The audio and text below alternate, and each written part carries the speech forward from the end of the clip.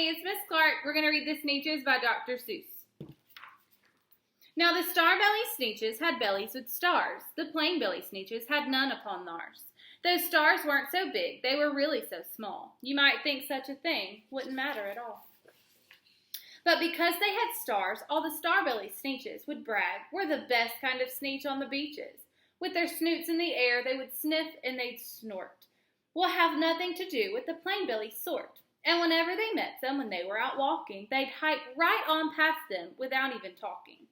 When the star-belly children went out to play ball, could a plain belly get in the game? Not at all. You could only play if your bellies had stars, and the plain-belly children had none upon theirs.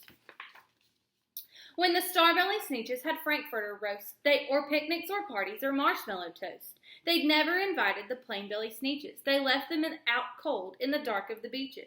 They kept them away, never let them come near, and that's how they treated them, year after year. Then one day, it seems, while the plain-belly Sneeches were moping and doping alone on the beaches, just sitting there wishing their bellies had stars, a stranger zipped up in the strangest of cars. My friends, he announced in a voice clear and keen, my name is Sylvester McMonkey McBean, and I've heard of your troubles, I've heard you're unhappy, but I can fix that, I'm the fix-it-up chappie. I've come here to help you, I have what you need, and my prices are low, and I work at great speed, and my work is 100% guaranteed. Then quickly, Sylvester McMonkey McBean put together a very peculiar machine, and he said, you want stars like a star-belly Sneech? My friends, you can have them for $3 each. Just pay me your money and hop right aboard. So they clambered inside, then the big machine roared, and it clomped, and it bumped, and it jerked, and it burped, and it bumped them away. But the thing really worked. When the plain-belly Sneeches had popped out, they had stars. They actually did. They had stars upon theirs. Then they yelled at the ones who had stars at the start. We're exactly like you. You can't tell us apart. We're all just the same now, you snooty old smarties, and now we can go to your frankfurter parties. Good grief, groaned the ones who had stars at the first. We're still the best Sneeches, and they are the worst. But now, how in the world will we know, they all frowned, if which kind is what, or the other way round? Then up came McBean with a very sly wink, and he said, things are not quite as bad as you think. So you don't know who's who, that's perfectly true, but come with me, friends. Do you know what I'll do? I'll make you again the best Sneeches on beaches, and it will only cost you $10 eaches.